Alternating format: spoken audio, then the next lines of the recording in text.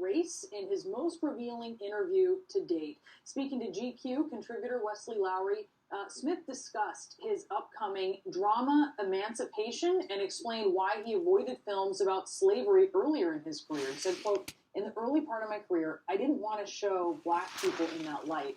I wanted to be a superhero. So I wanted to depict black excellence alongside my white counterparts. I wanted to play roles that you would give to Tom Cruise. And the first time I considered it was Django, but I didn't want to make a slavery film about vengeance." Joining me now is Wesley Lowery, correspondent for 60 Minutes and CBS News, contributor, for 60 Minutes and CBS News, and contributor to GQ magazine.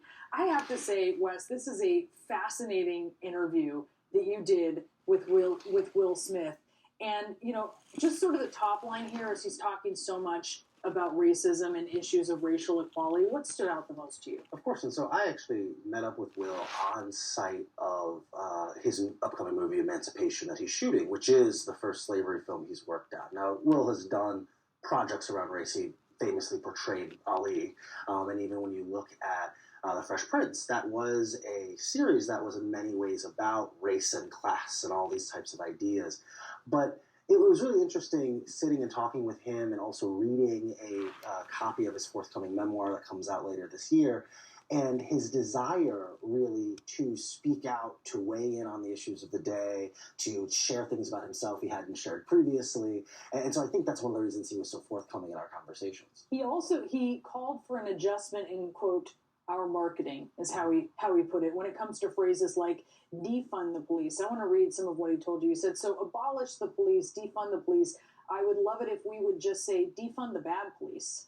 It's almost like I want, as Black Americans, for us to change our marketing for the new position that we're in. So critical race theory, just call it truth theory." Mm-hmm. This was really interesting to hear him say this. Of course, and he goes on to say, and I'm not even saying that we shouldn't defund the police. I'm saying that when we say those words, some people who might support it don't because they don't like the words, right? That he was trying to kind of have this tactical conversation. And we see this happen, very often among activists or among other prominent Black celebrities or people who care about the issues a lot.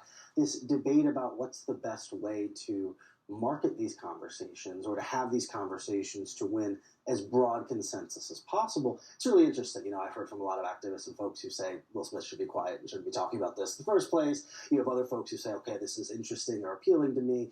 But it was fascinating to me anytime you have someone of that stature weighing in and thinking about these issues and being willing to kind of speak freely no matter what backlash they may get to it or not.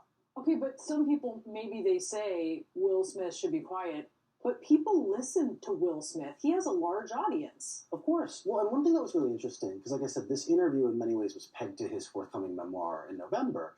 And he talked a lot about how, and we talked with on the record and off the record about how he thinks about when he is talking, when he is saying something, the impact that might have. Right, all the people who he mentions in his book, in major ways, he flew down to Miami to read them the excerpts of the book because he knew that if he said something about his cousin or his uncle or his aunt, that might be the thing that defines them in public. And so it is really interesting, and we got to that specific set of questions around defund and abolish and Black Lives Matter. He was very deliberate. He slowed his sentences down because he knew, all right, this is going to be a thing that's aggregated. This is the thing that CNN might be talking about in the morning after the piece comes out. And so it is fascinating to think that you're someone of that stature, of that platform, and you've got to be really careful about what you say and how you say it. And yet, here he was for a few thousand words saying a lot of stuff. What did he say about age? Well, it was interesting. He talked about how he was kind of going through it in his late 40s, and so he called Denzel Washington, and Denzel says to him, okay, that's just your funky 40s. Your funky 40s. But he goes, but everyone gets to their F at 50s, was what Denzel told him. And so he said that's kind of how he wanted to think about things. And now that he's in his 50s, he's 53 now, that he said he's having the time of his life. Well, I really appreciate the interview. As someone who I kind of grew up with Will Smith, Fresh Prince, and also even Independence Day. All of the classics. And it was really interesting to hear him speak about how intentional he's been with his roles. That was something that I was not so aware of. Wes, thank you for sharing this with us. Of course. Thanks for having me. Appreciate it.